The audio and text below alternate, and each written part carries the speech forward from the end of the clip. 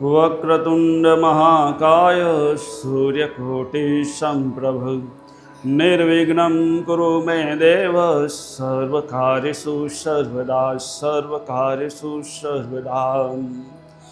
सद्गुरु ने चरणे नमो वड़ी महागु प्रेम प्रसाद दया करे गुरु दीजियो हरि रस अमृत स्वाद। तो वणी सकूना वर्णवी मारा सदगुरु तणु स्वरूप बुद्धि मन पहुँचे नहीं वड़ी उपमा रहित रूप। तो प्रथम पूर्ण प्रेम थी वंदो सदगुरु चरण ताप टळे संसार ना वड़ी मटे जन्म ने मरण। बोलो सदगुरु देव की जय। निष्कलंके नारायण भगवान की जय। गुरु महाराजના ચરણોમાં નમસ્કાર।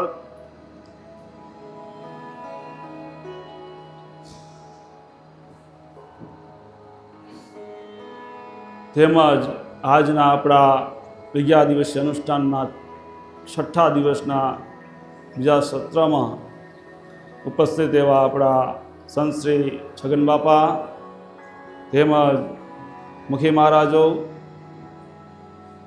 વડીલો, માતાઓ, બહેનો, જુવાનો, ભૂલકાઓ એમ સર્વે હરિભક્તોના હૃદયમાં વિરાજમાન પરમ કૃપાળુ પરમ ચૈતન્ય પરમાત્માને મારા કોટી કોટી પ્રણામ।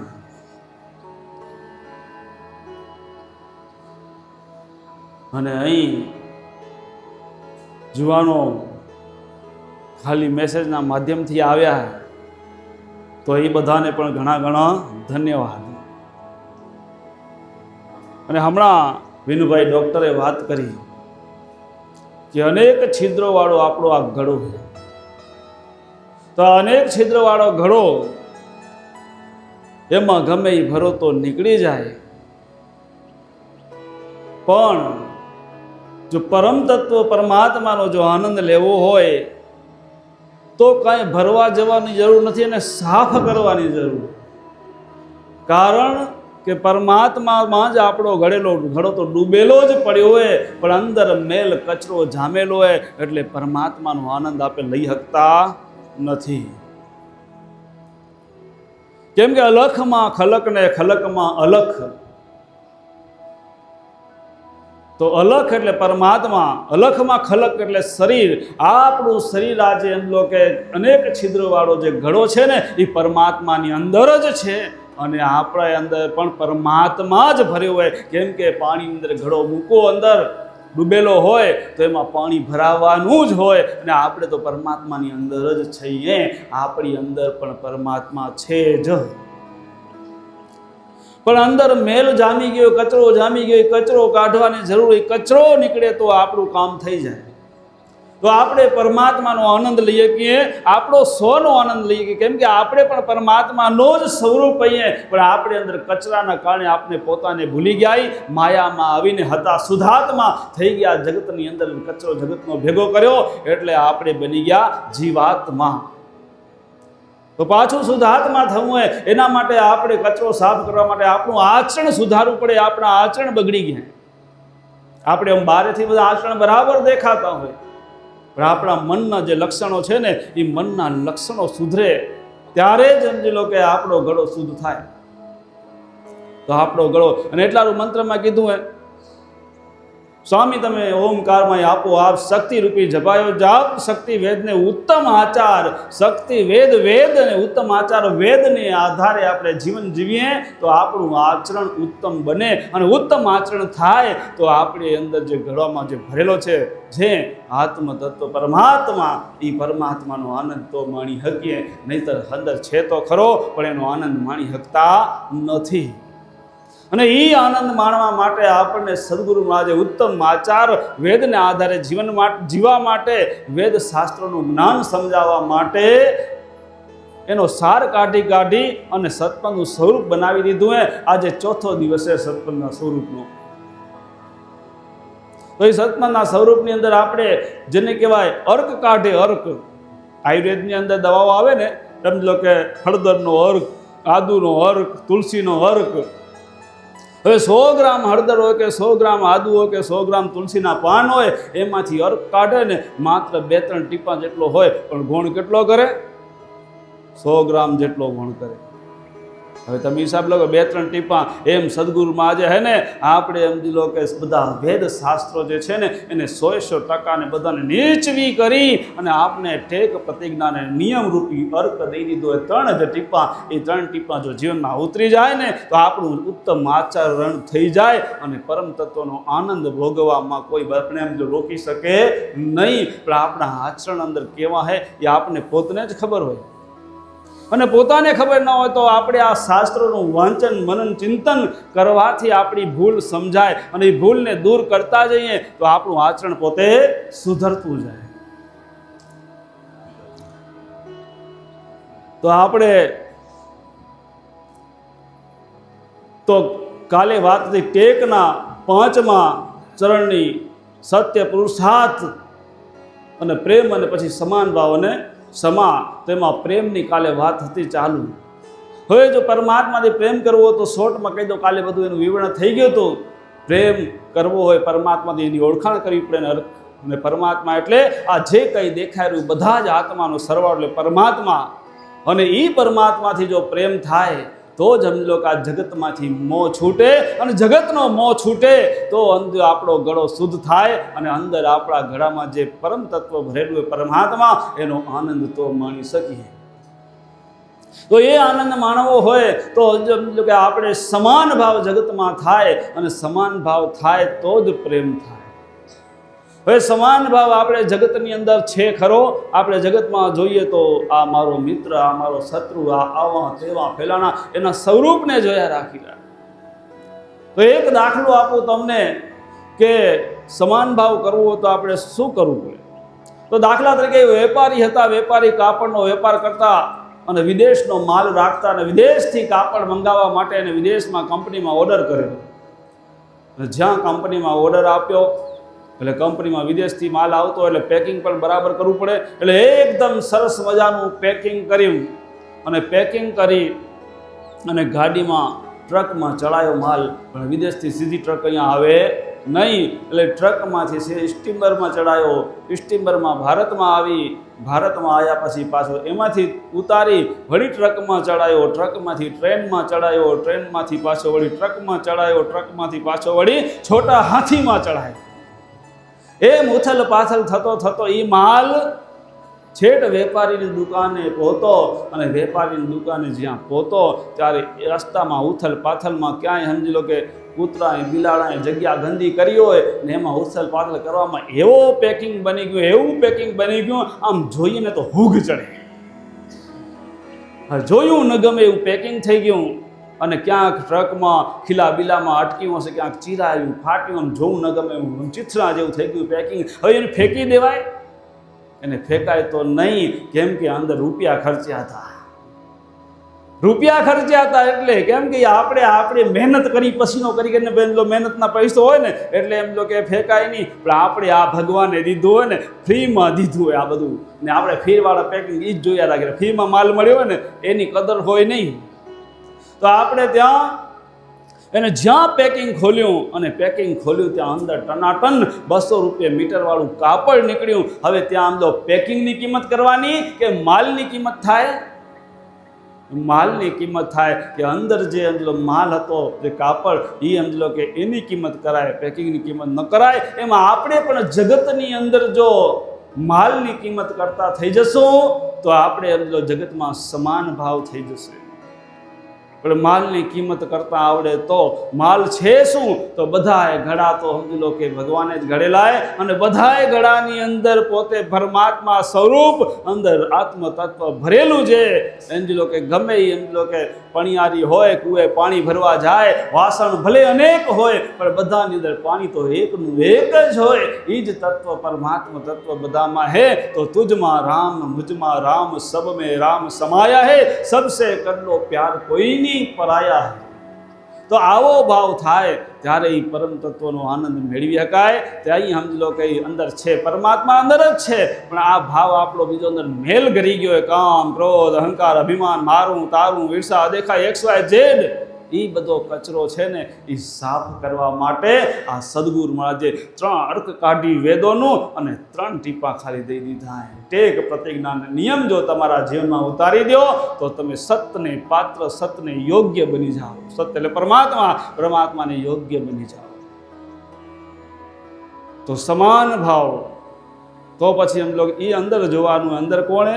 પરમાત્મા. તુજમાં રામ, બધામાં રામ જ બેઠો હોય. મારામાં તારામાં એકનો એક જ પરમાત્મા. તો આવો ભાવ થાય પછી રાગ દેશ દે. પણ આપણે તો બહારના પેકિંગ જોઈએ, ફેલાણો આવો હોય ને ફેલાણી આવી ને ધીકડી આવી ને ધીકડો આવો હોય. હવે આ બહારના ભાવ જોયા રાખીએ ત્યાં સુધી આપણી અંદર અને જેવું ઊંડો ચિંતન થાય અને એ બધા ગુણ આપણામાં આવે અને એ મેલ આપણી અંદર પડ્યો હશે ત્યાં સુધી આપણી અંદર સમજો કે પરમાત્મા ઓળખાશે નહીં. ના કામ, ક્રોધ, અહંકાર, અભિમાન, મારું તારું, વિષય, વાસના, કઈ કચરા તો જન્મો જન્મના ભેગા કર્યા. ના સમાન ભાવ કરવા માટે જેને કહેવાય બ્રહ્મ જ્ઞાન થાય તો સમાન ભાવ તો થાય કે આ સર્વત્ર બ્રહ્મ છે, બ્રહ્મ સિવાય કાંઈ છે જ નહીં. આવો ભાવ ઉત્પન્ન કઈ થાય કે શાસ્ત્રો અને વેદોના ચિંતનથી થાય અને સત્સંગથી થાય, એના સિવાય થાય નહીં. માટે આપણે શાસ્ત્રો અને સત્સંગનો વેદોનું ચિંતન થવું જોઈએ. એને એ આજની નવી જુવાન પેઢીમાં ઘટતું જાય રૂ. સાચી વાત હે ખોટી વાત હે? કેમ કે વાંચન ઘટી ગયા, ચોપડાના મોબાઈલના ચિંતન વધી ગયા અને મોબાઈલના ચિંતન વધ્યા અને થયું કેવું, કોરોના બિચારા બોધ ખડ્યો અને છોરા બિચારા એવા લાગી પડ્યા લેસનના બાને જેઠાલાલ જુએ. તો આપણે આ તો છોરાનું નામ લેવાય, મોટા હે ભેગા.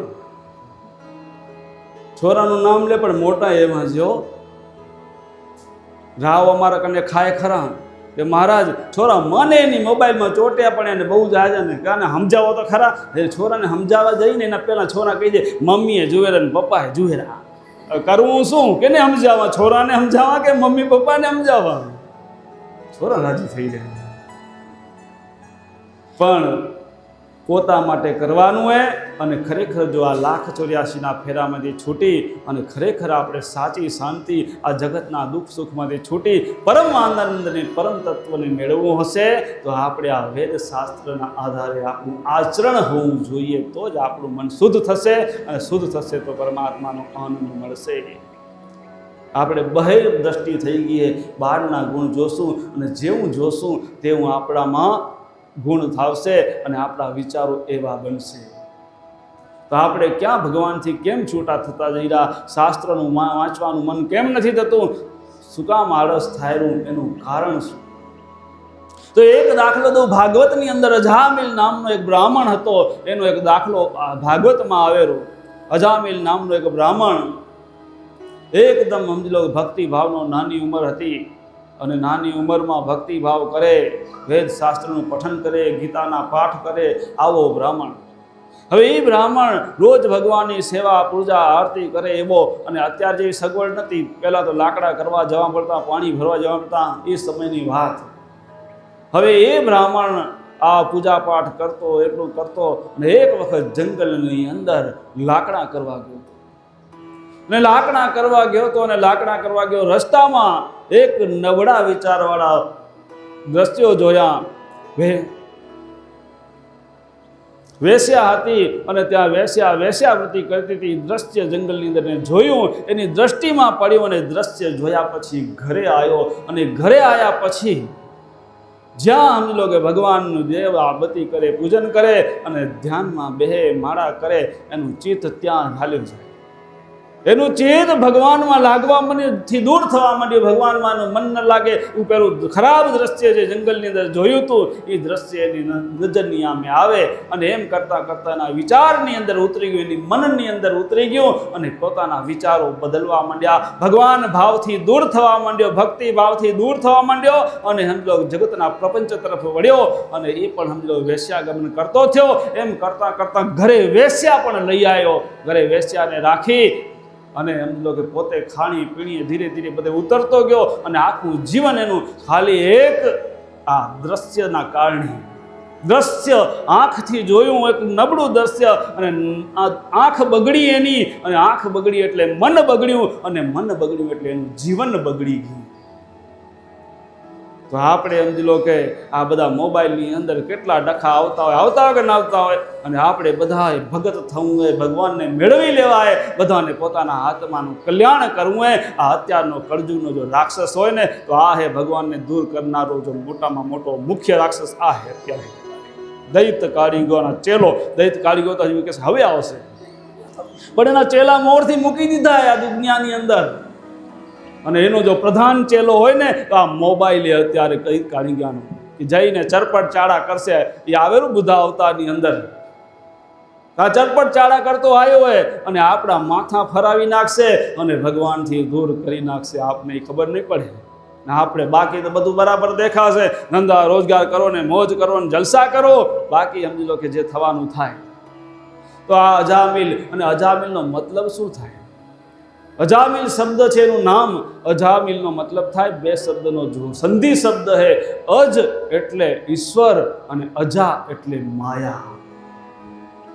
અને અજામિલ એટલે ઈશ્વર ને માયાનો મિલન. એટલે કે આપણે ઈશ્વર એટલે આત્મા, આત્મા સો પરમાત્મા, અને જીવાત્મા, માયા એટલે જીવમાં લપટાયેલો જે આત્મા, એને જીવાત્મા કહેવાય. એમ સમજો અજામિલ એટલે ઈશ્વર અને માયા ભળી ગઈ એટલે અજામિલ થઈ ગઈ. એટલે જગતના પ્રપંચમાં રંગાઈ ગયો, અને ઘરમાં વેસ્યા, અને ખાણી પીણી ધીરે ધીરે ઉતરતી જાય. ખાવા પીવામાં સમજી લો કે ન ખાવાનું ખાય, જે બ્રાહ્મણને શોભે નહીં એવું માંસ મટન દારૂ ને આવા બધા લક્ષણ એમાં આવી ગયા. એક લક્ષણ ખરાબ આવે ને બીજા લેતું આવે ભેગા, અને એમાં લક્ષણ બગડતા ગયા, અને એનું જીવન પાપાચારણમાં. પણ કોઈ પૂર્વજન્મના યોગે કરીને, પૂર્વજન્મના કોઈ યોગે કરીને એ ગામની અંદર એક સાધુની મંડળી આવી.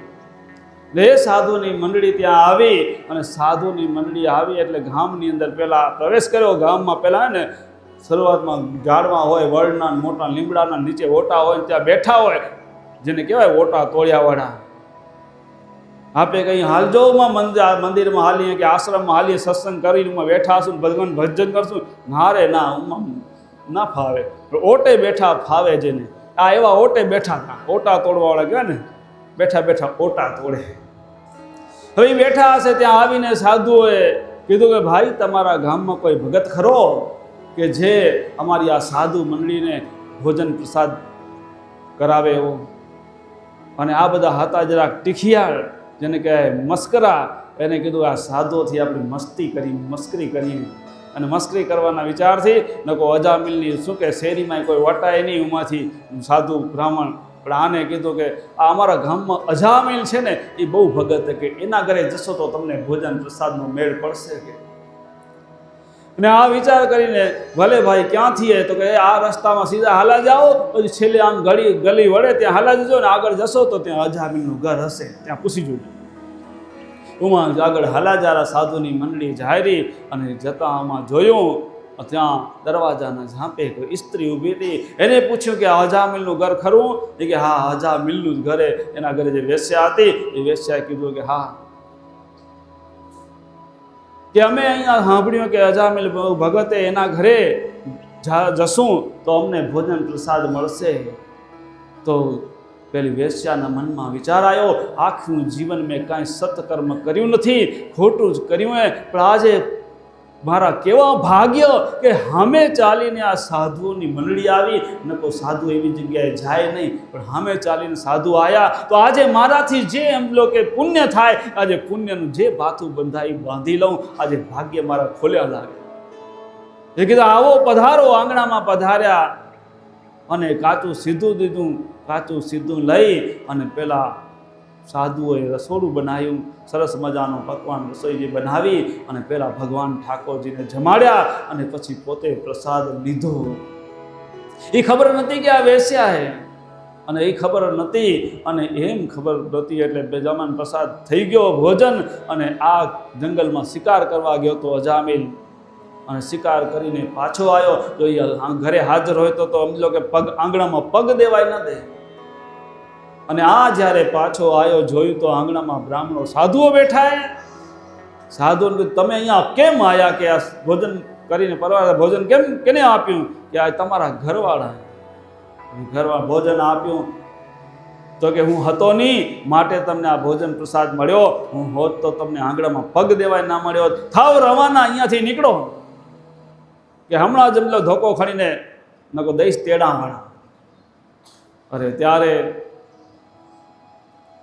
કહેવા લાગ્યા કે હવે તમારા ઘરનું ભોજન ખાધું હે, અન્ન ખાધું હે, અને સાધુને ભોજન કરાયા પછી દક્ષિણા દેવી પડે તો અહીં આશીર્વાદ મળે. તમે બધા કરો ને એમ જ સાધુને જમાડવાનું, વળી પાછા દક્ષિણા દેવી. ત્યાં સાધુ કે પ્રસાદ તો તમારા ઘરનો મળ્યો, હવે દક્ષિણા જડે તો જઈએ, દક્ષિણા દો તો આશીર્વાદ દેતા જઈએ. સાધુને ખબર હતી કે અહીંયાથી બીજું જડે એમ નથી, પણ હવે તેના ઘરનું અન્ન ખાધું હોય તો એનું કલ્યાણ કર્યા વગર અમારાથી જવાય નહીં. એનું ભલું કેમ થાય? હવે એનું ભલું કેમ કરવું? હવે એને કોઈ બીજી સત્સંગ કરવા બેતો હોય કે સાંભળવા તૈયાર થાય ખરો? ના, એના જ મનમાં તો બસ પાપ સિવાય બીજું કાંઈ હતું જ નહીં. કુકર્મથી એમ લોતપોત હતું એનું મન. અરે ત્યારે આપણે આ દક્ષિણા માંગી, કે દક્ષિણા શું કે તમને જમવાય ન જોડ્યું હું હોત તો દક્ષિણા શેની માંગોરા? કે અમને કાંઈ વસ્તુ પૈસા નથી જોતા, ખાલી દક્ષિણામાં અમને એક વચન જોઈએ. વચન દો, ખાલી અમને એક વચન, એકમાત્ર વચન માગ્યું. અને વચન માગ્યું કેમ કે પેલે જે સ્ત્રી હતી એને સારા દિવસો હતા એ જોયું. એટલે આ કે વચનમાં શું? તો વચનમાં મારે અમને બીજું કાંઈ નહીં, અમને એટલું વચન દો કે તમારા ઘરે જે પુત્રનો જન્મ થાય એનું નામ ખાલી નારાયણ નાખજો તો અમારી દક્ષિણા આવી ગઈ.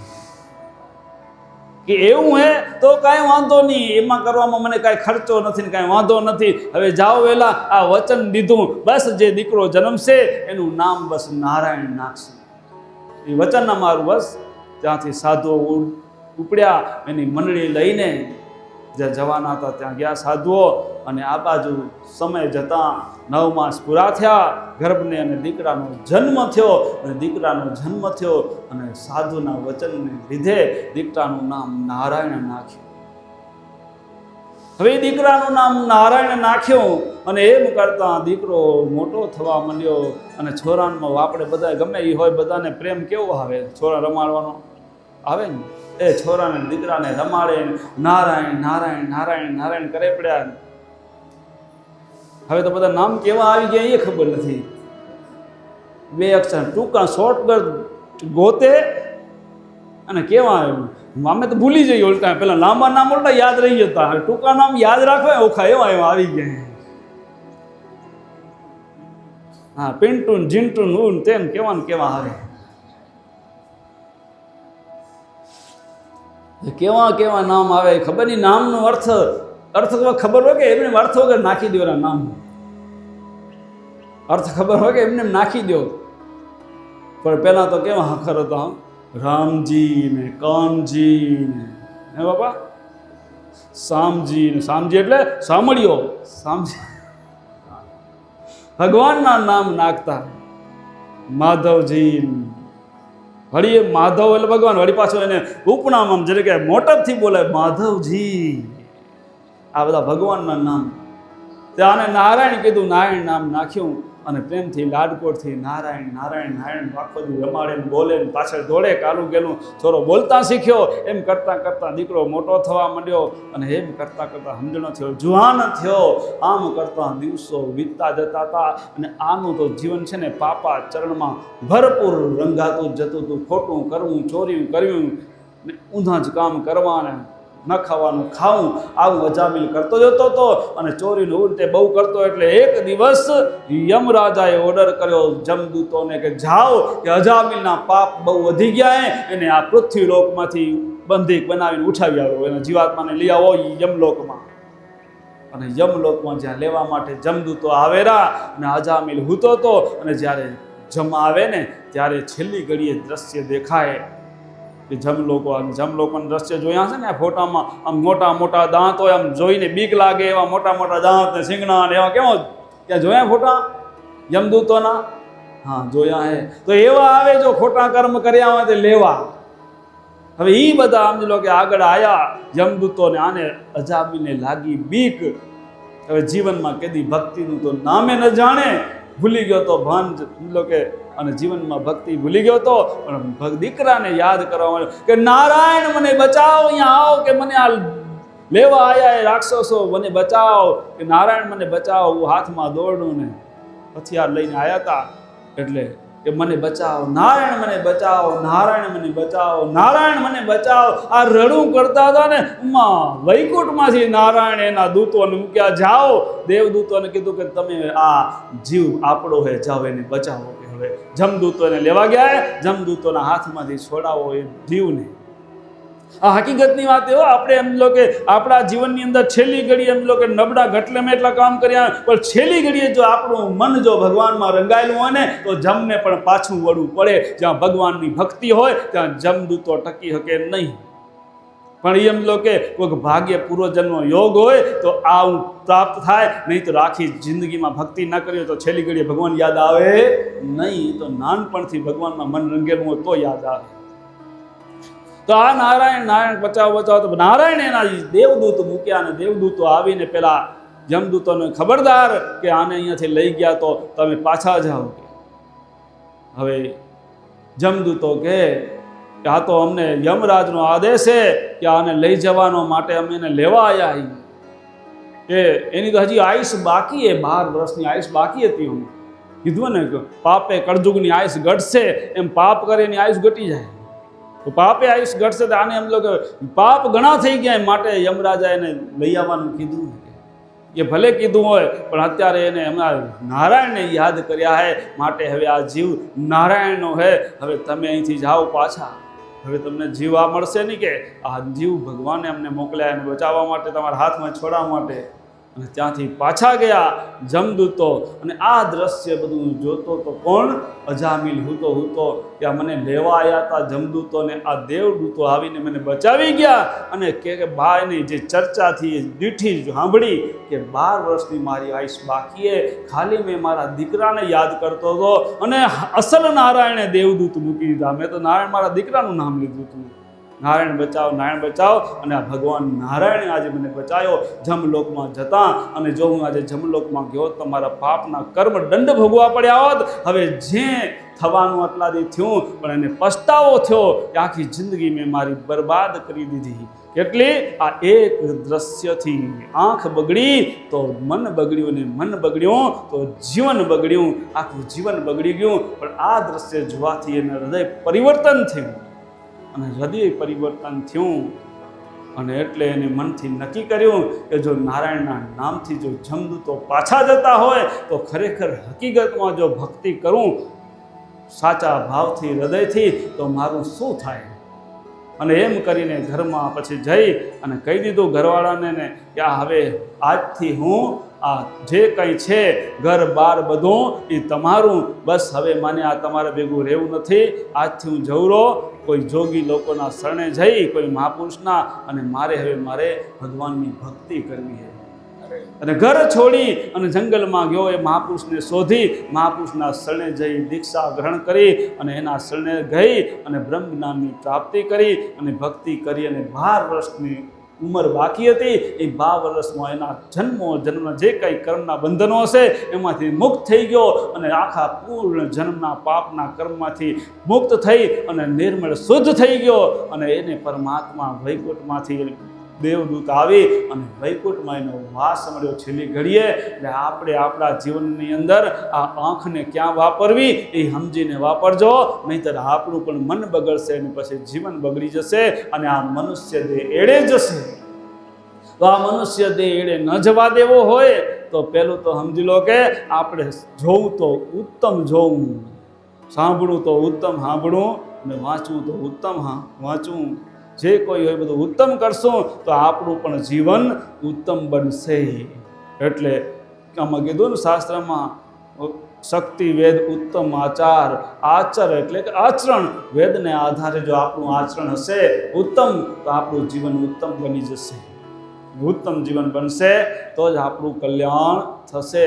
અને સમજણ હશે તો જ આપણા જીવનની અંદર પ્રભુ સુધી પહોંચવાની પરમાત્મા પ્રેરણા આપશે, આચાર જ નબળા હશે તો આપણામાં ગમે એટલો સત્સંગ સાંભળશું, ગમે એટલું કરશું, આપણી અંદર ઠરશે જ નહીં. જ્યાં સુધી વાસણ બગડેલું હોય ને એમાં દૂધ ફાટી જાય, એમાં આપણે સત્સંગ ગમે એટલો સાંભળીએ પણ જો વેદના આધારે જો આચરણ નહીં રાખીએ તો એ સત્સંગ નહીં ડરે, આપણી અંદર બ્રહ્મ જ્ઞાન ઠરશે નહીં, નહીંતર આપણામાંથી રાગ દ્વેષ જશે નહીં.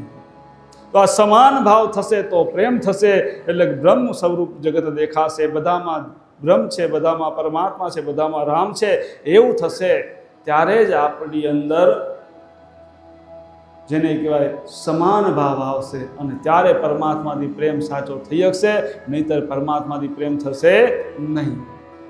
અને પરમાત્મા સુધી બધાને પહોંચવાની ઈચ્છા તો હોય જ હોય ને છે, તો એના માટે જે કરવું પડે કરવાની તૈયારી રાખવી પડશે, તો જ આપણે ત્યાં સુધી પહોંચી શકશું. તો આવો અજામિલ પાપાચારી દુરાચારી હતો છતાં એમ લો કે ભગવાનના ધામ સુધી પહોંચી શક્યો, એને ભગવાન ચાન્સ મળ્યો કોઈ કુરુના યોગે. પણ આપણે સમજી લો કે કળજુગની અંદર સમજી લો આયુષ પણ ઘટતા જાય રહ્યા અને સમજી લો કે દિવસે દિવસે પાપાચરને પ્રપંચને બધા વધતા જાય રહ્યા, અને સમજી લો કે આ મોબાઈલની અંદર હવે સમજી લો કે સત્ય ઓછું અને જૂઠું ને ખોટું ને સાચું ને પ્રપંચ વધારે થતા જાય રહ્યા. સાચી વાત ને? સત્ય ઓછું આવેલું અને જૂઠું વધારે આવેલું અને આમાં જ પડ્યા રહેશું તો આપણે એમ જો સત્યથી વેગળા એટલે પરમાત્માથી વેગળા થતા જશું. તો પરમાત્માની નજીક જવું હોય તો આપણા જીવનની અંદર અને આપણે એમ લો કે જેવા દ્રશ્ય જોશું ને એવા આપણી અંદર સમજો ગુણધર્મ આવશે અને એવા પછી આપણા સંતાનોમાં પણ ગુણ આવશે. હવે જુવાન પેઢી હોય અને નવા બાળકનો જન્મ થાય ને એ સમજી લો કે આ મોબાઈલના દ્રશ્યમાં રચ્યા પચ્યા હોય, ડૉક્ટર કહેશે કે હવે આ કામ ન કરજો, એટલે પછી હાવ બિચાર્યું કામ કરે ને વહુ બેઠાયું બિચાર્યું શું કરે, ભગવાનનું નામ લીધું ફાવે નહીં, એટલે પછી શું કરે, મોબાઈલ ખણીને બેઠી હોય, છોરાઓ હખર મોબાઈલ લઈ દીધા હોય એટલે, અને મોબાઈલ ખણીને બેઠી હોય એટલે પછી એમને મોબાઈલમાં આખો દી શું જુએ, એમાં તો ભગત તો છીએ નહીં કે આખો દી ધ્રુવ ને પ્રહલાદ ને સમજી લો કે મૂળદાસ ને એવા મહાપુરુષને જે હોય બધું આવે, જે આવે બધું જોયા રાખે, જે આવે કચરા બચરા બધું.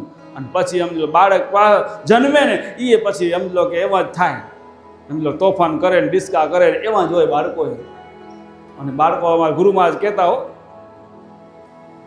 ઘણા માતાજી છોરાને તેડીને આવે ને માને નહીં તોફાન કરે ને બહુ ડિસ્કા કરતા હોય ને તો બાપાને કહેતા મહારાજ આનો કંઈક દોરો કરી દો છોરાનો, કે જેથી કરીને આ છના મના હખણા બે કે નાખો તોફાન કરે ને ડિસ્કા કરે ને માને જ નહીં હારા. બાપો એમ કહેતો છોરાનો દોરો કરી કે છોરાની માનો દોરો કરીએ, કે સારા દિવસો હોય તો ટીવીના ડબલા આગળ બેઠા હો અને પછી તો એવા જ થાય ને છોરાને. પેલા ટીવીનો જમાનો હતો ગુરુ મહારાજના વખતમાં, હવે આવી ગયો મોબાઈલનો જમાનો, આટલો ફરક થઈ ગયો. તો સમજી વિચારીને કરજો અને સમજી લો કે છોરામાં જેવી અસર તમે જેવું જોયું હશે ને બધું બાળકોમાં ઉતરતું આવશે, પછી કહેતા નહીં પછી બાળકો આવા કેમ, એ તો તમારામાંથી ગયા હે કે એનામાંથી જશે, માવતરમાંથી જ જાય ને કાં મામાંથી જાય ને કાં બાપમાંથી જાય, એટલે બેને ધ્યાન રાખવું પડ્યો. નકો હારા છોરા કહેશે કે અમે છૂટી ગયા. તો આપણા જીવનની અંદર સફળ થવું હોય, સમાન ભાવ કરવો હોય તો શાસ્ત્રના આચરણ પ્રમાણે જીવન જીવશું અને જતું કરતાં શીખીએ જીવનમાં તો આપણું જીવન સફળ થાય.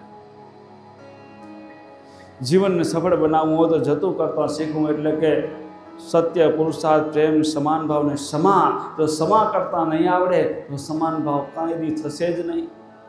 આંટીયું તો અંદર પડ્યું જશે, છેલ્યું આંટીયું તો કોઈ કહી ગયું યાર તો હમણાં તો કહી ગયું પણ મોકો આવશે વાત મૂકીશ તો નહીં, એમ મનમાં રાખો કે ન રાખો કે પૂરું હિસાબ પૂરો કહી ગયું, હું કદાચ આગલા જન્મમાં કે નડીશ તે અમને આ હિસાબ થયો પૂરો એમ કરી નાખો કે માય રાખો આમ હમણાં વાંધો નહીં પણ જઈ લાગ આવશે વાત. આવું કરો, કોક કેરા હવે કરીએ, કોક કેરા બાકીને બીજા કહેતા શરમાય. પણ એવું કરીએ તો એ અંદર આંટી પડ્યું અને એટલા સારું તો સમજો કે ગંગા સત્ય કીધું હે કે આંટી છૂટે તો પૂરણ સમજાય. આ બધી આંટી હશે ત્યાંથી સમજાશે નહીં. કદાચ નડ્યું તો એના કર્મ એ જાણે, આપણે બીજાના કર્મ ભોગવવા નથી.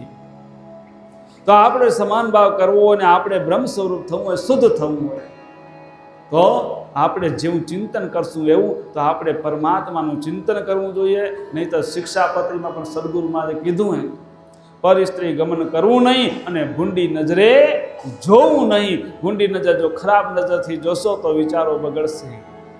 અને જુવાની હે તો જુવાનીમાં એ પણ શાસ્ત્રમાં એમાં કીધું હોય શિક્ષાપત્રી, જોર જુવાની વસજો કરવી અને પરિસ્થિતિ સાથે સંગ ન કરવી કીધું હોય ને. આ બધા શબ્દો વાંચી અને એનું ચિંતન કરીને આપણા જીવનમાં ઉતારીએ તો જ આપણે જુવાનીમાં આપણે આપણા મન ઉપર કાબુ રાખી શકશું. નહીંતર મન ઉપર કાબુ રહેશે નહીં. તો મેન તો જુવાનીમાં જ આપણે એમ લો કે જીતવાનું હોય મનને, તો પછી ગડપણમાં તો ભક્તિથી જીતાઈ જશે. હમણાં જો ભગવાનમાં રંગાઈ ગયું તો, અને જો જુવાનીમાં ભગવાનમાં ન રંગાણું તો ગડપણમાં ભગવાનનો રંગ લાગશે નહીં. રામ ભજતું રામ ભજી લે પ્રાણિયા, પછી ભજાશે નહીં ને કાયા થાશે ઝાંઝરી, પછી બેઠું રહેવાશે નહીં. તો જે જુવાનીમાં કલ્લો શરીર બરાબર ત્યાં સુધી, અને શરીર બરાબર તો ઊંધા ઊંઝ્યા, મોબાઈલમાં નોમાં ચોટ્યા રહે ને માથા બગડ્યા, મન બગડ્યા, તો જીવન બગડી જશે અને છેલ્લી ઘડીએ પણ મેળ પડશે નહીં. અને બધાને ઈશ્વર સુધી પહોંચવાની ઈચ્છા છે, ઈચ્છા માત્રથી પતે નહીં. ભગવાનની ઉપાસના કરવી અને ભગવાનને રાજી કરવો હોય, ભગવાનનો રાજીપો મેળવવા માટે આપણને સમજી લો કે બીજાના આશીર્વાદ લેવા પડે. આશીર્વાદથી બધું સફળ થાય. અને પરમાત્મા છે એના આપણે બધા બાળકો, કેમ કે આ જગત કોને સર્જન કર્યું? પરમાત્માએ સર્જન કર્યું આ જગત. અને આ જગત પરમાત્મા થકી હે. અને આપણે કેના થકી અહીંયા? માતા પિતા થકી. આપણે અહીંયા તો પરમાત્મા તો જોયો નથી, પણ પરમાત્માનું જો સમજો કે સાકાર સ્વરૂપ જો દેખાતું હોય ઘરમાં, આંગણામાં, તો એ માતા પિતા એ આપણા ભગવાન સ્વરૂપ હે. જો માતા પિતા જેના ન ઠર્યા, મા ને બાપ જેના ન ઠર્યા, એ ભલે લાખ કમાતો હોય તો પણ રાખ છે.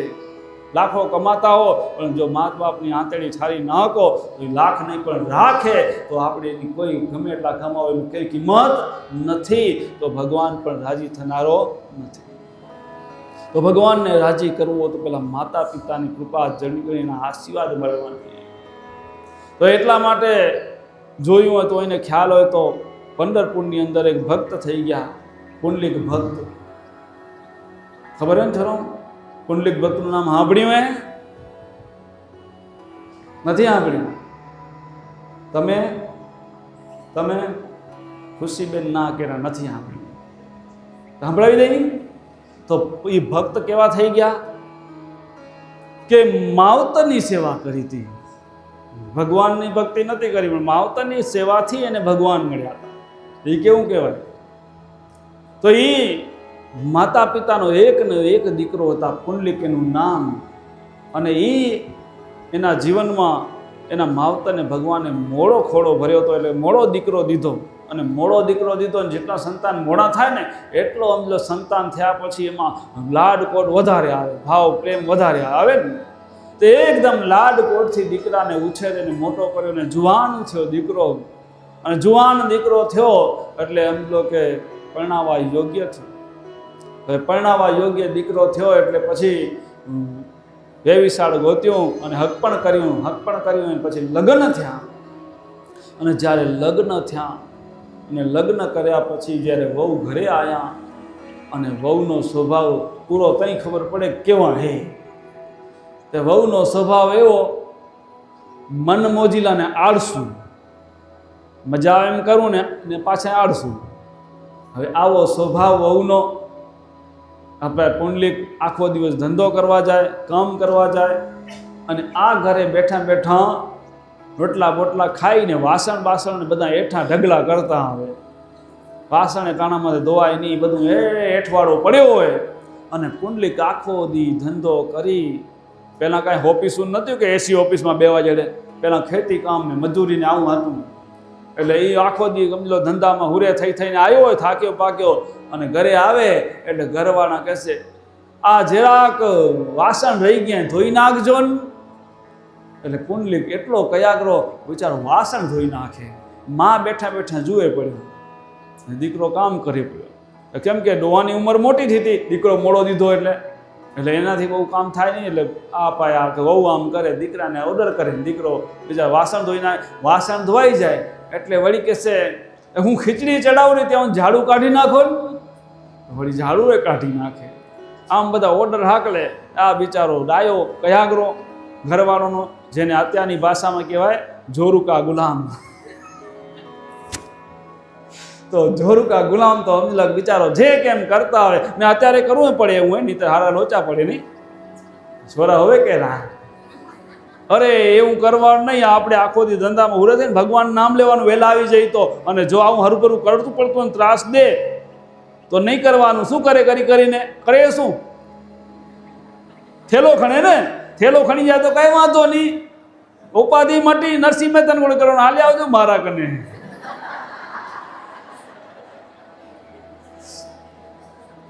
થેલો ખણે તો હાલે આવજો મારા કને. ઈ થેલો ખણી ઉભા જ જાય, તમે થેલો ખણી નહીં આવજો.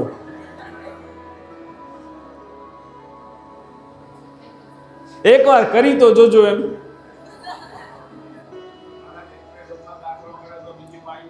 હા, ઈ જ કહેવા માંગુ કે આવી સમાજ સુધરી જાય. પછી તો એ બાઈ શું, એ આખો એનો પરિવાર આવે તમને અહીંયા કને આશ્રમમાં. મહારાજ અને અમારા જમાઈને સાધુમાં બનાવજો, નકો રોલી પડશું કે જમારા શું કે એ જમાઈને ઓખે દેવા નથી જો, તો અમલા ડખો ઊભો થયો હોય તો અમને તો જમા રાખી હાંચવી ઓખી ના આવે. આ બધા સમાજના ડખા મટી પડે, પણ આ બધા આપણે મોડા પડી ને એટલે જોર કરી જાય. સાચી વાત ને? હવે કે જરો તો આ બિચારો પુંડલીક જેમ બાયો કે એમ કરતો આવે, ઘરવાળા કેમ કરે, અને માં જુએ ને માને નથી બળતરા થાય, અંદરથી વેદના થાય હૃદયમાં કે મેં મારા દીકરાને કદી પાણીનો લોટોય ભરાયો નથી, અને આ તો વહુ તો એનાય કામ એના કને કરાવે ને આખો દી મારો દીકરો વાળી અને ખેતરમાં ભૂલે થઈ થઈને ઘરે આવે. આ વહુ હાવ નકામાં એટલી સમજણ નથી, ઘરે બેઠા હોય નવરા તોય એમ કામ ન કરે ને મારા દીકરા કને કામ કરાવે. અંદરથી હૃદયમાં વેદના થાય, કંઈક વહુને ઠપકો દે, વહુ બેટા તમે આખો ઘરે થયા હોય, કાંઈ કામ નથી બીજું, આ તમારું જે રસોડું બસોડું એ તો કામ કરી નાખતા જાઓ. મારો દીકરો થાક્યો પાક્યો આવે, અને બિચારો થાક્યો પાક્યો આવે એને હોખે બેવા ન દો, તમારા કામે એના કને કરાવો એમ મોડું કીધા રાખે. પણ વહુ હતા મન મોજીના, કેનું માને જ નહીં. મન ભાવે એમ જ કરે, પોતાની મોજ મારે, અને જેમ હતું એમ જ હાકલે રાખે. આમ કરતાં કરતાં માએ જોયા રાખે. આમ ઘણો સમય થયો પછી માને અંદરથી એકવાર ગુસ્સો આવી ગયો. માએ કીધું ખરા થઈને, બહુ તમને કાંઈ ખબર પડે નહીં કે આખો દી મારો દીકરો ખેતરમાં ને વાડીમાં હુરે થાય, હાંજે આવે તો તમે એમ લો કે ધણી કને કામ કરાવો, તમારા આખા એઠવાડા પડ્યા ઈ સાફ કરાવો ને ઝાડુ કઢાવો ને કાંઈ. તમારા માવતરના આવા સંસ્કાર હે, જ્યાં માવતરનું નામ આવ્યું ને ત્યાં પારો ચડી ગયો. અને પારો ચડી ગયો, હવે એ તો એમાં આગળ બહુ ન કહેવાય. પારો ચડી ગયો એટલે પછી રિહાઈ અને રૂમમાં ઘરી ગયા, રૂમની કડી દઈ દીધી, અને આ બાજુ રિયાઈને બેઠા હતા. કામ બામ તો એક પાયર્યું, પછી બેઠા હતા. હાંજે બિચારો થાક્યો પાક્યો પુંડલીક ઘરે આવ્યો, અને જ્યાં ઘરે આવ્યો તો જ્યાં જોયું તે મોઢું નાડીઠું, અને મોઢું નાડીઠું ગયો માં કને, માં તમારા વહુ દેખાતા નથી, ક્યાં હે? એ કે હશે અહીંયા જ ક્યાં આગળ, નકો ઘરમાં રૂમમાં હશે. જા રૂમમાં ગયો તો કાંઈ અંદરથી કડી દીધેલી. અરે કડી દીધેલી એટલે જઈને ખખડાવે દરવાજો, દરવાજો ખોલો. હવે દરવાજો ખોલે, ધાદ શું થયું કહેતા ખરી, દરવાજો ખોલો, જાઓ તમારી માને પૂછો શું થયું. પણ તું કહેતો ખરી કે શું થયું, દરવાજો ખોલ પછી માને કહું પેલું. દરવાજો તો ખોલ્યો તો ખરો જેમ તેમ, અને ખોલ્યો દરવાજો, અને જે તકીયો કે શું કે ચાદર કે જે હોય ને કરે હામાં ગા. એ કીધું કે આ તું તોફાન મૂક ને, જે હોય એ કે તમારી માને હે ને આપણો બહુ પ્રેમ હે ને ગમતો નથી. સમજા? આને પ્રેમ કહેવાય. તે આપણો બહુ પ્રેમ એ માને ગમતો નથી. એટલે પુંડલીક ગયો એની માં કને, માં તમારે તમારી વહુને કાળી ધોળી કાંઈ નહીં કહેવાનું કે છનામના બેઠું રહેવાનું, જો મગજમારી કરી તો તમને એમ જો રોટલા વગરના રહેશો. માને ધમકાવતો તો બાપો બાજુમાં રૂમમાં છે આયા, હવે બાપો બાજુના રૂમમાં હતા એટલે આવ્યા, ને બાપો આવ્યા એટલે દીકરાને કીધું શું સમજો કે તારી માને શું કરો? 9 મહિના તારી માએ તારો ભાર ખણીને હામો થાવરો. અને બાપો એક લાફો ઠોકવા ગયા. હવે આજકાલનો જુવાન બાપો ગેઠા યાલી હાથ ને બાપાને દીધો ધક્કો કર્યા, રવાના નીકળો ઘરમાંથી બારે કે બેડો હા ને ખપો. આને કહેવાય જોરુકા દુલ્હા. અને ડોહાને બારે કાઢ્યા. હવે એ જમાનામાં હવે ડોહા જાય ક્યાં? બિચારા ડોહા ઉંમર થયેલી, ઘટપણ હતું, અને ઘરમાંથી બહારે કાઢ્યા. બિચારાનું હાલે કાંઈ નહીં. હમણાં જેટલી સગવડ નહીં કાંઈ, આ બધા થેલા અને બેગું ને બધું કાંઈ નહીં. પહેલાં તો સાડીનો ટોકરો હોય ને, જૂની સાડીનો, એમાં 2-4 ચૂથા લુગડાના હોય એ બાંધે ને એવું બધું જીવન. એ પોટલી બાંધી અને એ ઘા કરી જાઓ ડોહા થાવ રવાના. અને બિચારા માવતર હવે જાય ક્યાં? રોતા રોતા આંખમાંથી આવું, પણ છતાંય માઈ મા બાકી બગડાના વાહ. અને મા તોય કે ભગવાન તને સુખી રાખે. એમ કરતાં કરતાં બે ડોહા રોતા રોતા ત્યાંથી નીકળ્યા. હાલ્યા જાય તેથી ગાડી ઘોડાની આટલી સગવડ નહીં. એમ કરતાં બાજુમાં એક ગામ હતું પંઢરપુર. એ પંઢરપુરની અંદર ત્યાં પહોંચતા ત્યાં જોયું તો શિવનું મંદિર હતું અને બાજુમાં એક ધર્મશાળા હતી. પેલા આપણા કચ્છમાં ગામો ગામ ધર્મશાળા હતી, બીજે મને બહુ ખબર નથી, પણ કચ્છની મને ખબર છે. ગામો ગામ ધર્મશાળાઓ હતી, એ બધી ગુમાઈ ગઈ હોય. હતી ને, ખબર હોય કે ને તો મોટા છોરાઓને ખબર હશે. આપણે કોટડાની અંદર ક્યાં કને હતી? હા, શંકરના મંદિર કને જ હતી. એ શંકરના મંદિર કને હતી. તો આ પંઢરપુરની અંદર શંકરના મંદિરની બાજુમાં ધર્મશાળા, અને ત્યાં જઈ અને શંકરના ઓટલે બેઠા. લોકો દર્શન કરવા આવે અને લાગ્યું કે એની ઘટપણમાં કામ થાય એમ નહોતું. કે અહીંયા લોકો આવે, જે કંઈ પ્રસાદ બરસાદ જે કંઈ આવે ને જાય એને દે, અહીં ખાય પીએ અને આ ધર્મશાળામાં રહીને પોતાના દિવસ વિતાવે. આમ દિવસો વીતવા લાગ્યા. દિવસો વીતતા હતા, દિવસો વીતતા જતા હતા. ને એમ કરતાં આ વહુને સારા દિવસો આવ્યા. અને વહુને દીકરાનો ત્યાં જન્મ થયો. કુંડલિકને ત્યાં દીકરો આવ્યો, ને દીકરો થોડોક છીછર હતો. હવે દીકરો છીછર એટલે એમ લો કે એને હાંચવો નકો કરે ઊંધાને હમ. હવે દીકરો એ હાંચવો અને હવે ઘરનું કામ એ કરવું. બે કરવા કેમ? હવે તો વળીમાં નવી ફેશન આવી ગઈ હો, વાંદરાનું ગળે ભેગા ચોંટાડી મૂકે.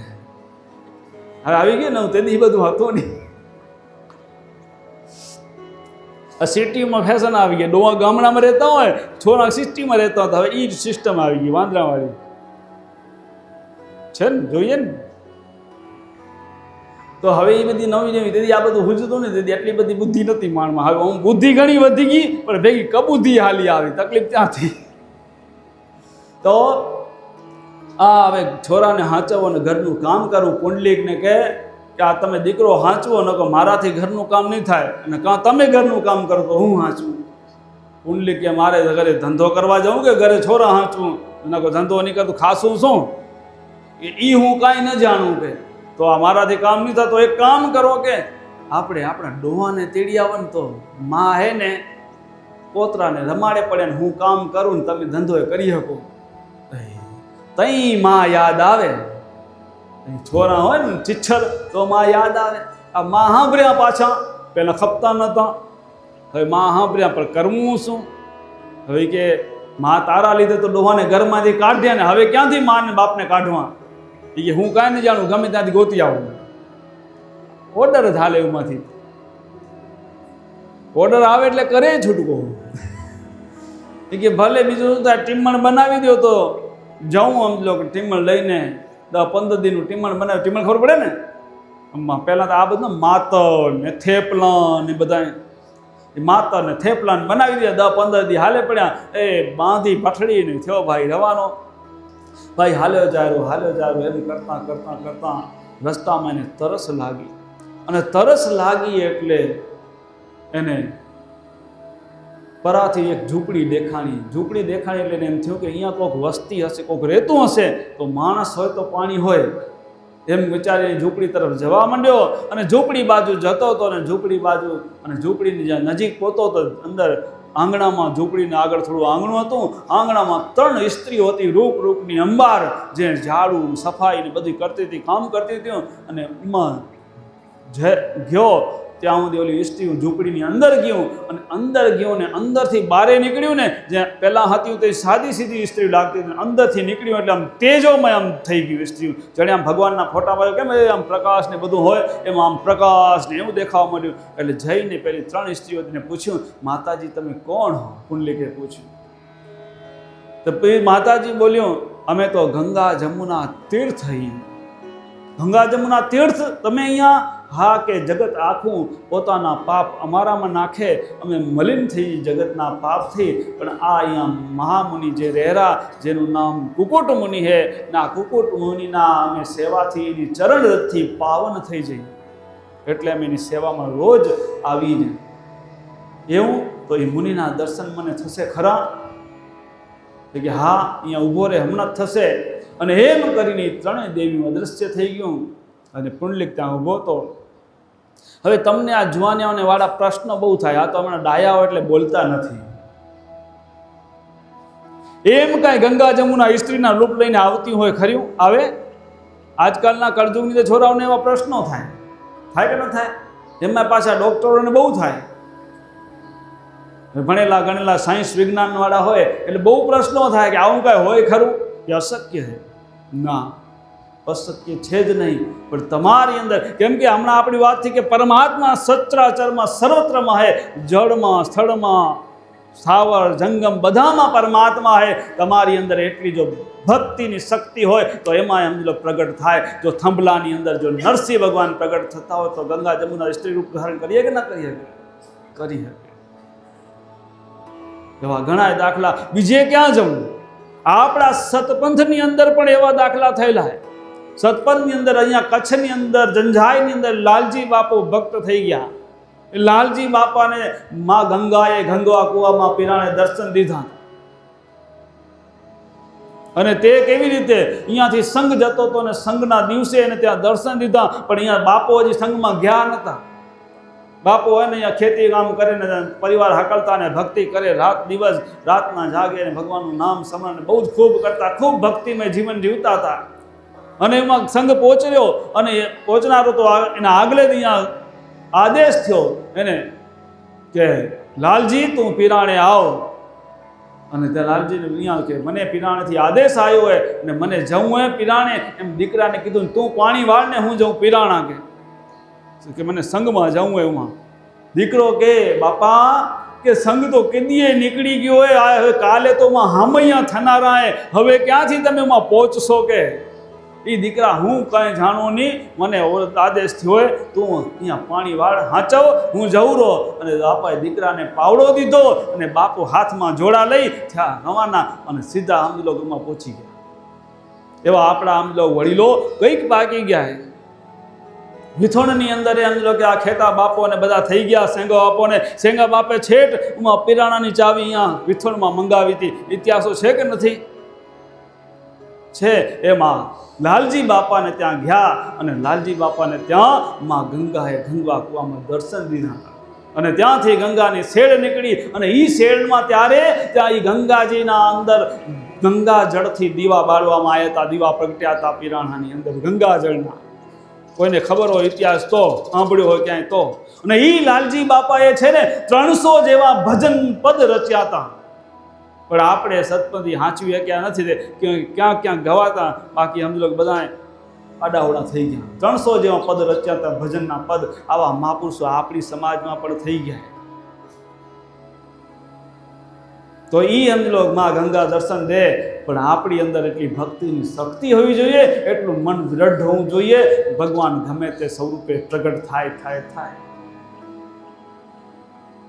પણ ત્યારે આ 3 દેવીઓ અદૃશ્ય થઈ ગયું અને જઈ અને ત્યાંથી અંદર કુટીર કને ઊભો તો પુંડલીક અને અંદરથી પેલા કુકુટ મુનિ નીકળ્યા. અને આ મુનિને શું કે અંદરથી આની જિજ્ઞાસા એટલી વધી ગઈ હતી કે આવા કેવા મુનિ કે જ્યાં ગંગા જમુના તીર્થ એની સેવા કરવા આવે? આ મુનિ કેટલા તપસ્વી હશે, આનું તપ કેટલું હશે? જઈને એના પગમાં પડી ગયો, પગે લાગ્યો અને પગે લાગીને ઊભો થયો. અને અંદરથી જિજ્ઞાસા જાણવાની કે એવું શેના કારણે આ દેવીઓ અહીંયા આવે છે 3. એટલે મુનિને પૂછ્યું, મહારાજ કે આ ગંગા જમુના સરસ્વતી તમારા અહીંયા આવેલી રોજ સેવામાં? કે હા બેટા. કેવી ભક્તિ કરીએ, કેવી સાધના કરીએ કે જેના કારણે આ ત્રણ દેવીઓ તમારા કને રોજ અહીંયા સેવામાં આવે. કેવી તમારી ભક્તિની શક્તિ ક્યાંથી આવી? આ શું તમે ભક્તિ કરી, શું સાધના કરી, મને કહેવું. અને એને આંતરડી ક્યારે ન દુભાય એની કાળજી રાખીએ. બસ અને એની સેવાના પ્રતાપે આ દેવીઓ અહીંયા આવેલી, બીજી કોઈ મેં સાધના કરી નથી. અને આટલું કીધું અને થોડી વારમાં પાછા મુનિ બોલ્યા કે જે મા બાપને રંજાડે, જે મા બાપને દુઃખ દે અને જે મા બાપને સમજો કે એના વચનના પાલન ન કરે અને એને હામો વળતો જવાબ દે, એ દીકરા સમજો કે સંતાન ભવો ભવ નરક ભોગવું પડે એના સંતાનોને. અને આટલું કીધું અને પુંડલીકની આંખમાંથી ડર આંસુ પડવા માંડ્યા.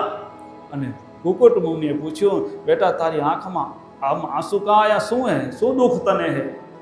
કે મહારાજ મને બીજું કોઈ દુઃખ નથી, પણ તમે હમણાં કીધું કે જે માવતરને રંજાડે દુઃખ દે એ ભવો નરકે જાય. મારું શું થશે? મેં માવતરને રંજાડ્યા, ઘરમાંથી બહાર કાઢ્યા, તો મારું શું થશે? કુકુટ મુનિ કે જે જવા થવાનું તો થઈ ગયું, હવે તો જે ભાગ્યમાં એ ભોગવે છૂટકો. ભોગવે છૂટકો, જે થવાનું થઈ ગયું ભાગમાં હોય ભોગવે છૂટકો. આની આંખમાંથી આંસુ આવે. અને કુકુટ મુનિ કદાચ તારા માવતર છે ક્યાંય? એ કે એને ગોતવા જ નીકળ્યો હું. તો જા કે જ્યાં હોય ત્યાં ગોતી લે અને તારા માવતરની એવી સેવા કર, એવી સેવા કર કે એનું હૃદયની અંદરથી એવી ભાવના જાગે, એના હૃદયની અંદર તારા માટેની એવી લાગણી થાય કે મારા દીકરા જેવો કેનો દીકરો ન થાય, અને ભગવાન એનું ભલું કરે. એના જો આશીર્વાદ છૂટે તો તું નરકમાં જતો અટક, બાકી તને કોઈ બચાવી શકે નહીં. અને આટલું કીધું અને તઈ જ મુનિને કહે તો હું જવરો મારા માવતરની શોધમાં જ નીકળ્યો હું, પણ હવે હું જતો તો કામ જે લઈને, પણ હવે મારા વિચારો બદલી ગયા, હવે કામ બીજું કરવાનું. ત્યાં જઈ પાણી પીધું અને મુનિના આશીર્વાદ લીધા. અને મુનિએ કીધું કે જા ભગવાન તારું ભલું કરે. આટલું કરીને ત્યાંથી નીકળ્યો હાલ્યો જાહેરો. પગે જવાનું હતું તે વાહન હતા નહીં. અને ત્યાં જતાં પંઢરપુર પહોંચતો અને પંઢરપુરમાં શંકરના મંદિરમાં દીઠું એટલે એને થયું કે હાલો શિવના દર્શન કરતો જાઉં. શિવના દર્શન કરવા મંદિરે ચડ્યો અને મંદિરમાં જ્યાં શિવના દર્શન કરે અને ત્યાં બારે ઓટલે બેઠા એના માવતર ભજન ગાતા. ભજનનો અવાજ એની કાનમાં પડ્યો એટલે એને વિચાર આવ્યો કે આ અવાજ તો મારા માવતરનો લાગેલો. જ્યાં આવીને જોયે તેના માવતર જ હતા. જઈને માવતરને પગે લાગવા જાયરો. બાપો કે થા પરા, તું મારો દીકરો નથી કે થા રવાનો અહીંયાથી. બાપી બા અને બાકી માઈ માં. ફરક પડે ને. બાપો જરાક હોય કડક, નહીં તો તમારા જીવનમાં બધાના અનુભવ હશે. બાપાના માનો અનુભવ હોય કે ન હોય? શું કામ એમ કીધું માઈ માન બાકી વગડાના વાહ? તો એનું કારણ કે તમે અનુભવ કર્યો હશે કે કોઈ કામ હોય ને પપ્પાને કે કહીએ તો શું કંઈક હા ના કરે તો ક્યાં જાઓ? મમ્મી કને. અને મમ્મી કને જાઓ તો એક કામ થાય કે ન થાય? હા, થઈ જ જાય. કે જાય ક્યાં? બાપાને કરે છૂટકો. ખરેખર આ આમ તો કે આ જગતમાં આમ પહેલેથી હાલ્યું આવ્યું તો બાપા કને કામ ન પતે, મા કને જાઓ તો એ કામ થઈ જ જાય. સાચી વાત છોરો? હા. અને એટલા સારું તો આપણે આસક્તિને ઊંચા બેહાર્યા માને. બાપા આગા પાછા થાય તો માને સંભાળીએ એટલે બાપાને કહે બાપા આ છોરાનું કામ કરવું પડશે. તે મા કને બાપો ઢીલા. કા બાપા આવું હે ને? આ બધા છોરા કેરા અનુભવ હે. સાચી વાત હે. માતાજી બહુ મરકેરી મેલે વાત સાચી લાગે રી. કામ થઈ જાય એટલે અહીંયા માએ કીધું. બાપો તો સમજો કે ખારા થયા, પણ પુંડલીકની માં કે જેવો હે તેવો તો આપણો દીકરો હે. બાપાને સમજાયા અને પછી ટાઢા કર્યા અને પછી દીકરાને હાલાવાલ પૂછ્યા, બેટા કેમ ઘરે બધું કુશલ મંગલ હે ને? કે બધું બરાબર હે. એક તમારો પોતરો હે. બધું સમજો કે વાવળ સમાચાર લીધા. એ સમાચાર લીધા પછી સમજો કે કીધું માવતરે જા બેટા ઘરે જા, કે હવે બહુ વાટ જોતા હશે ઘરે તારી. તઈ પુંડલીક બોલ્યો કે મા બાપ ને તમારા શરણે હવે હું તમને મૂકીને જવાનો નથી. હવે હું તમારા ભેગો અહીંયા જ રહીશ. મારાથી જે થશે એ તમારી સેવા કરીશ. બસ કે હવે ઘરે નહીં જવું. પણ ઘરે બહુ વાટ જોશે કે એ ભલે વાટ જોતા હોય તો જોવે. હું કાંઈ બધું ખણીને નથી આવ્યો. ઘર બાર ખેતીવાડી જે છે ને બધું મૂકી આવી. બધું મા ને દીકરો મોજ કરીને વાપરે. આજે સમજી લો કે મેં મારી ઘરવાળીના લીધે તમને ઘરમાંથી બારે કાઢ્યા હતા. કાલે મારો દીકરો મોટો થશે ને એની ઘરવાળી આવશે અને જો અમને તક છોડશે તેથી કેવું લાગે કે આજે મને સમજાઈ ગયું હે. માટે હવે મારી ભૂલ સમજાણી. હવે હું મારાથી થશે એટલી સેવા કરીશ. તમારા ભેગો જ રહીશ. તો એ માવતરે કીધું તારી ઈચ્છા બેટા, જેમ કરવું એમ કર, બીજું શું. એમ કરીને ત્યાં પુંડલીક દિવસના કામ કરવા જાય. હા જવાર માવતરના પગ દબાવે અને માની ઉંમર થવાના કારણે નજર પણ જતી રહેતી. માને નવડાવે, બાપને નવડાવે, પગ દબાવે, સેવા કરે અને જે કે બધું કરે, એવી સેવા કરે, એવી સેવા કરે. એમ કરતાં કરતાં દિવસો વીતવા માંડ્યા. પણ પેઠા ત્યાં ઘરવાળા ઘરે હતા ને એને ચિંતા થયા. ગોતવા ગયા હતા એ વંજાયા. હવે ગોતવા ગયા હતા એ વંજાયા. હવે કરવું શું? એને કર્યું ટીમણ તૈયાર. એક હાથમાં ટીમણ અને એક હાથમાં ગગો. ત્યાં રવાના.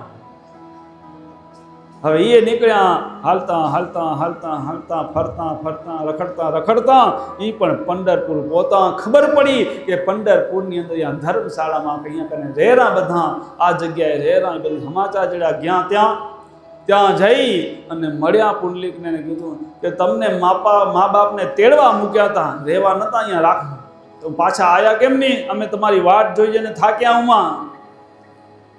તો પુંડલીક કે બસ કે હવે હું મારા મા બાપ કને રહીશ, મારી મા ભેળો ને તારો દીકરો તારા ભેગો. તમે મા દીકરો ઉમાર્યો ને અમે મા દીકરો અહીંયા રહીએ. કે તમારા વગર અમે શું કરીએ? કે તો મારા વગર તમે શું કરો? તો પછી સમજી લો કે આજે સમજી લો કે તારા લીધે મારા માવતર મેં તરછોડીને કાઢ્યા હતા. કાલે આપણો દીકરો મોટો થશે ને અને સમજી લો કાલે આપણો વારો આવશે. વારા પછી વારો ને તારા પછી મારો અને હોય પાછળ દોરો. તો આપણો વારો આવશે ભવિષ્યમાં. તો સમજી લો તો સમજાણું બહુ ને વાત સાચી. આજે સમજી લો કે એટલે કીધું ને સાસ બી કભી બહુ થી. પેલા આમ બહુ જતા પછી હાવ થયા હતા. તો આપણે હાવ થવાનો વારો આવશે. દીકરો હે એટલે હાવ થવું પડશે. અને હાવ થશું તો પછી એમ તો વહુ આવીને હાવ કર્યું તો તકલીફ. એના કરતાં એને મગજમાં બેહી ગયું કે વાત સાચી. આજે મારા થકી મેં મારા હાવને હારા ને મારા ઘરવાળાએ તરછોડ્યા એના. અને કાલ ઉઠીને મારો દીકરો થાય મોટો ને વહુ આવે ને પછી એને જો મને દુઃખ દે તો અમને કેવું લાગે? સમજાઈ ગયું. અને એ કેવા ભૂલ કે મારી ભૂલ થઈએ, મને માફ કરો. હવે હું એ તમારા ભેગી રહીશ ને મારાથી જે થશે હું એ કરીશ.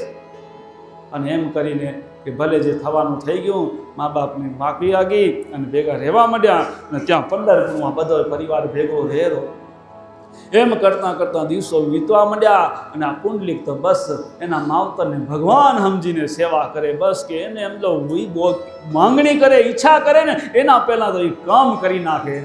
એ શું એને બોલવાનું માગવું જ ન પડે. માવતરને કેવું જ ન પડે દીકરા આમ કર, એના પહેલાં થઈ જાય કામ. આવી ભાવનાથી આવી લગ્નથી સેવા કરે.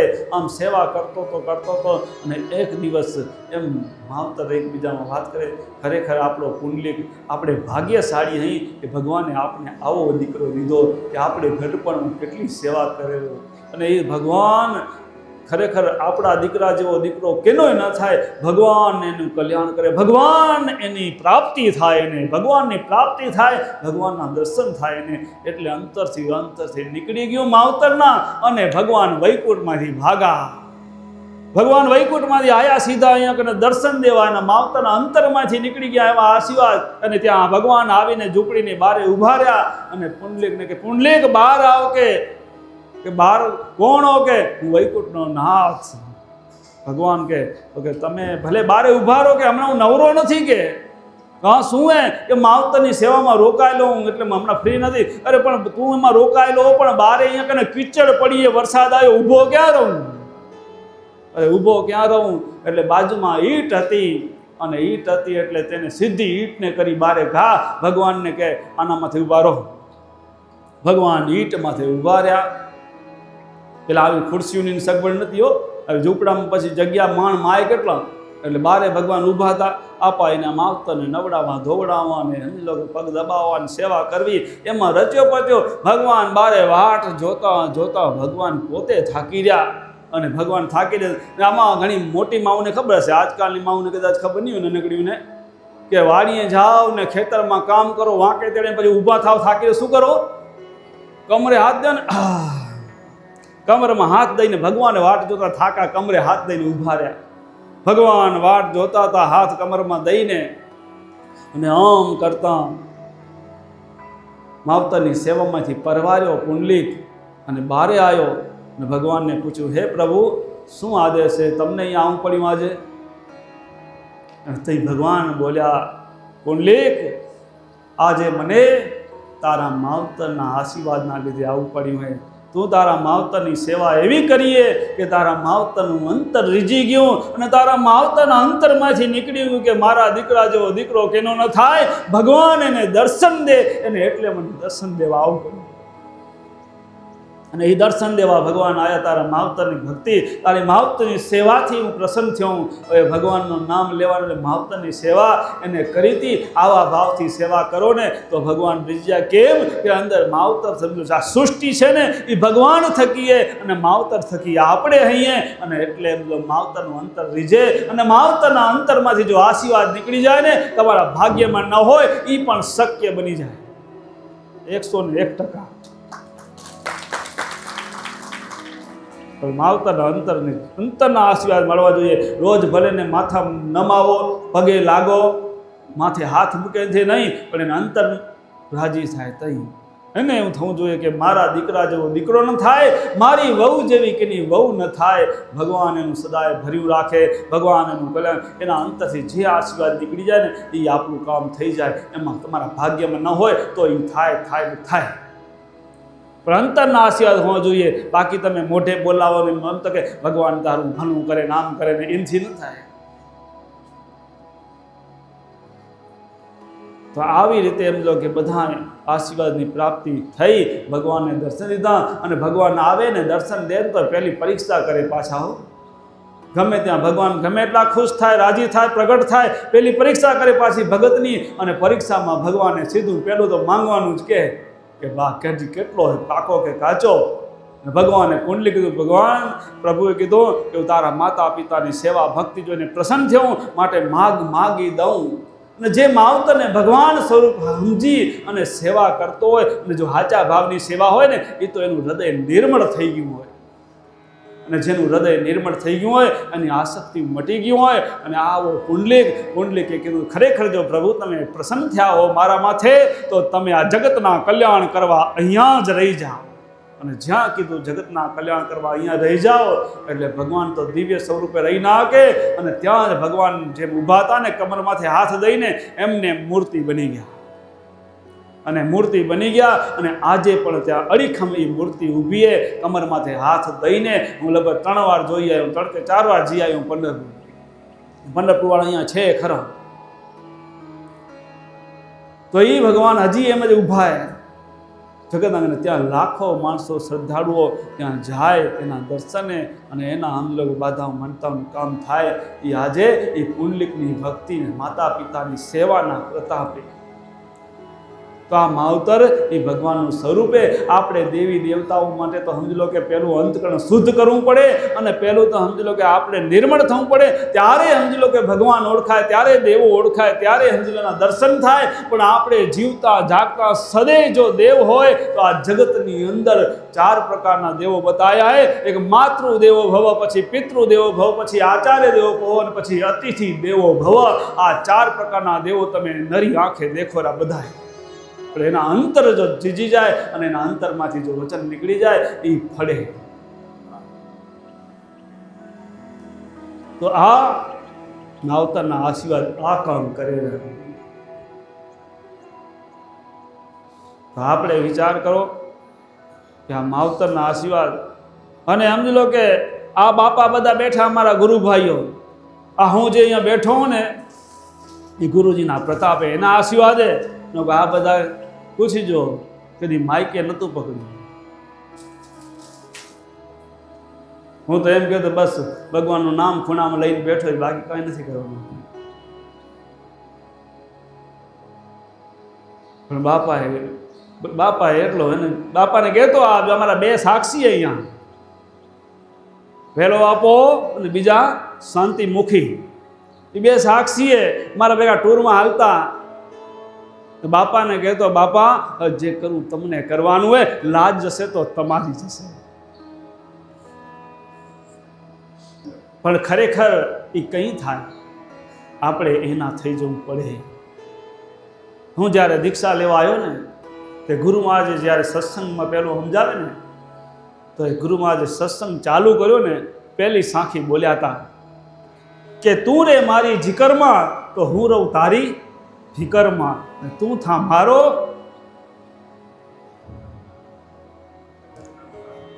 જગત કરું તારું.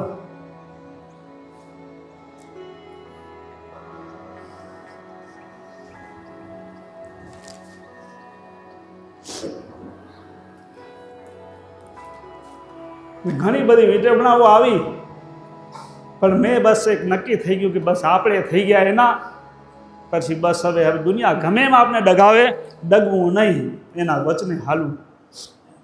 એનું વચન છૂટ્યું દુનિયા એમાંથી સમજી લો ઘણા ડગાવવાના પ્રયત્ન કર્યા અને વિટમણાઓ આવ્યું અને હજી પણ વિટમણાઓ આયા રાખેર્યું અને એના પ્રતાપે વિટમણાઓ ટળતી જાહેર્યું અને એના પ્રતાપે બસ જે છે ને એ ગુરુના પ્રતાપે, માવતરના પ્રતાપે, આ માવતરના અને ગુરુના આશીર્વાદ છે ને એને એનાથી મોટું કોઈ નથી. અને અતિથિ દેવો ભવ, જે આંગણામાં આવે ને એ પણ એક દેવ હે, કેમ કે બધામાં પરમાત્મા બેઠો હોય. એનાથી આપણે એમ લોકો જે સંતોષી હકાય, જે અતિથિ આવે એનાથી જેટલો સંતોષ આપણે આપી શકીએ, આપણી પરિસ્થિતિ પ્રમાણે સંતોષ આપો. અને એ જે છે ને અને એમાંથી કોઈના અંતરના આશીર્વાદ નીકળી જાય તો આપણો બેડો પાર થઈ જાય.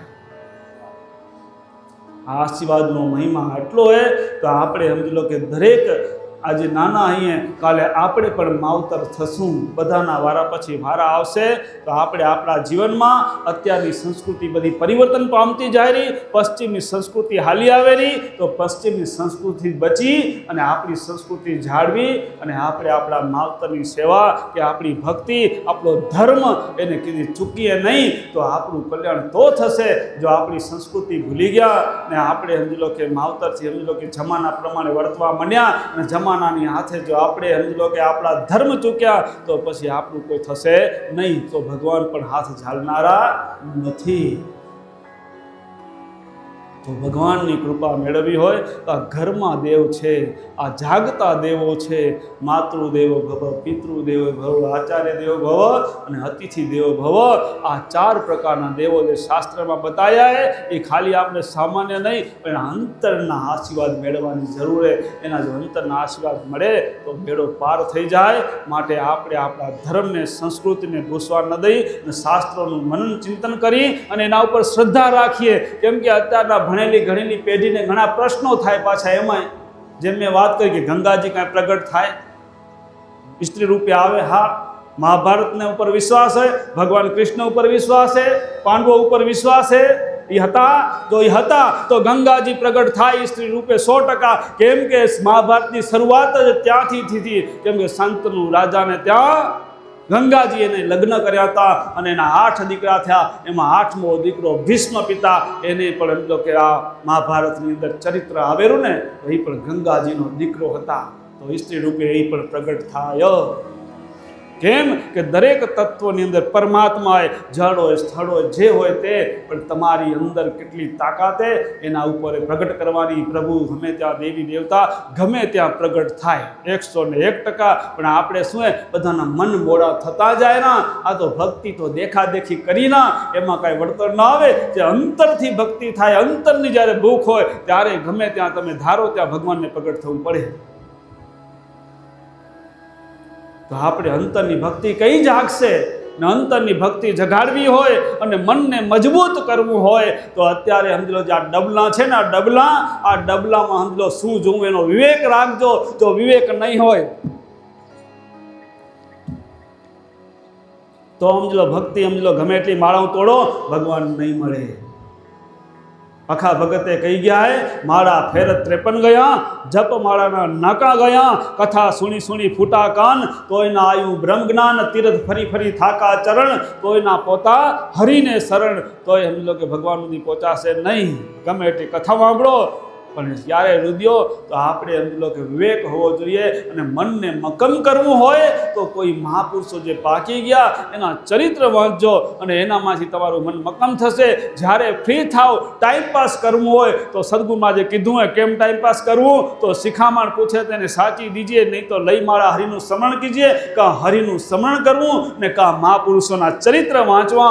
બાકી બીજા કચરા વાંચ્યા કે બીજા મોબાઈલમાં ડખા જોયા અને ખોટી મારી તારી કરી તો કર્મમાં બંધાશું અને મન બગડશે, ને મન બગડશે તો જીવન બગડશે ને આ મનુષ્ય દેહ એળે જશે. ને આ જુવાનીમાં ચેતવાની જરૂર છે, કેમ કે જોર જુવાની વશ જો કરવી અને આ જુવાનીમાં વશ નહીં કરો આપણા મનને તો પછી ઘટપણમાં કાંઈ એટલે વળતર આવશે નહીં. માટે જુવાનીમાં જ ચેતવાની જરૂર છે. ભક્તિ કરવી તો જુવાનીમાં થશે. માટે શાસ્ત્રો વાંચો, ભક્તો મહાપુરુષો થઈ ગયા અને ચરિત્ર, તો તમારું મન ભક્તિમાં ભગવાનમાં અડગ થશે. અને જો ખાલી ટાઈમપાસ જ્યાં મોબાઈલમાં ને કર્યા તો તમારું મન છે ને આ દુનિયામાં સમજો પ્રપંચમાં વહી જશે અને તમે કઈ દિશામાં જશો ને તમને પણ ભાન નહીં રહે. તો માટે આપણા જીવનને સફળ બનાવવા માટે આ જુવાનીમાં ચેતી જઈએ અને આપણે શાસ્ત્રો વાંચીએ, મહાપુરુષના ચરિત્ર વાંચીએ અને તો આપણા મનને દિશા મળશે ઈશ્વર તરફની. અને તો મળશે આપને દિશા સત્કર્મ કરવાની, તો આપને દિશા મળશે આપણા મનને આપણા સંસ્કારોની. અને તો આપણું મન જે સમજો કે રંગાશે પ્રભુમાં સંસ્કારમાં, તો આપને વડીલોના માતા પિતાના આશીર્વાદ મળશે. અને તો પછી ભગવાનની ભક્તિ તો થશે અને તો આપણા ઉપર ભગવાનની કૃપા થશે. નહીં ખાલી વેઠ કરવા જેવું થશે. હવે વેઠ કરવામાં કંઈ વળે નહીં. જો વેઠ ન કરવી હોય અને મનુષ્ય જન્મ સફળ કરવો હોય તો જુવાનીમાં જાગી જઈએ તો આપણું કામ થઈ જાય. જાગો જાગો મારા વીરા, પ્રભાત થઈ ઉઠી જાગો. આ પ્રભાતે અત્યારે આપણી બધાની, હમણાં નહીં જાગીએ તો કઈ જાગશું? ઘટપણમાં શરીર સાથ નહીં દે. તો હમણાંથી જ મંડી પડો. એક એક પલ જાય તારી લાખની, માળા રે જપી લે સીતારામની. આ પલ જે સમય હાલ્યો ગયો ને એ લાખો રૂપિયા ખર્ચતા નહીં મળે. માટે હવે આપણો સમય ન બગડે એની કાળજી રાખજો. કેમ કે અત્યારે કળજુગ આવી ચૂક્યો હોય અને કળજુગની અંદર પ્રપંચો પણ ઘણા આવશે. માટે આપણા મનને મક્કમ કરવા માટે સતશાસ્ત્રો વાંચજો અને મહાપુરુષના ચરિત્ર વાંચજો. જો આ કેવલભાઈ બેઠા એનો એમ જો મહાપુરુષના ચરિત્ર વાંચે, મને કહે કે આ ચોપડી વાંચીએ એટલે મન મજબૂત થાય ભક્તિમાં. તો મેં કીધું મારા એ ચોપડી ખણતા આવજો. આજે લઈ આવે ચોપડી મારા. શું નામ એનું? ભક્તમાલા. ભક્તમાલા, એમાં બધા ભક્તોના ચરિત્રો હોય. ભક્ત તો આવું કંઈક સમજો વાંચન કરો કે એવું કંઈક જોશો તો આપણા વિચારો દ્રઢ થશે, મજબૂત થશે. નહીંતર રોજ ભલે ને પ્રસાદી ખાઈ આવશો, ભલે મહારાજે કીધું એટલી માળા કરી નાખશો પણ વળતર નહીં આવે. મન સારું ક્યાંક બીજે જ ડચકતું હશે. એ મનને મક્કમ કરવા માટે આ મહાપુરુષના ચરિત્રોની જરૂર. જે પોતે પાકી ગયા, જગતમાં પોતાનું કલ્યાણ કરી ગયા અને બીજાના પણ કલ્યાણ કરી, હજી એના નામથી પણ જે કલ્યાણ થઈ જાય એવા મહાપુરુષના ચરિત્ર જુઓ, એના વાંચો. એ કેવી રીતે જીવન જીવી ગયા હતા અને કેવી કેવી કષ્ટીમાંથી પાર પડ્યા હતા. તો આપણું મન મક્કમ થતું જશે અને ભક્તિમાં રંગાતું જશે. તો થોડું કીધું જાજુ કરી જાણજો. તો આપણે દરેક આપણા જીવનની અંદર મહાપુરુષોના ચરિત્રમાંથી કંઈક પ્રેરણાઓ લઈએ. આ જે કંઈ અત્યારે આ બધાને આપણે યાદ કરી રહ્યા એ બધા પોતાના નામ અમર કરી ગયા. તો એની કઈ દિશામાં હાલ્યા હતા, કયા માર્ગે હાલ્યા હતા, એ માર્ગે હાલશું તો આપણું પણ કલ્યાણ થઈ જશે. પરમાત્માને પ્રાર્થના કરીએ સબકા મંગલ હો, સબકા કલ્યાણ હો. બોલો સદગુરુ દેવ કી જય. નિષ્કલંકે નારાયણ ભગવાન કી જય.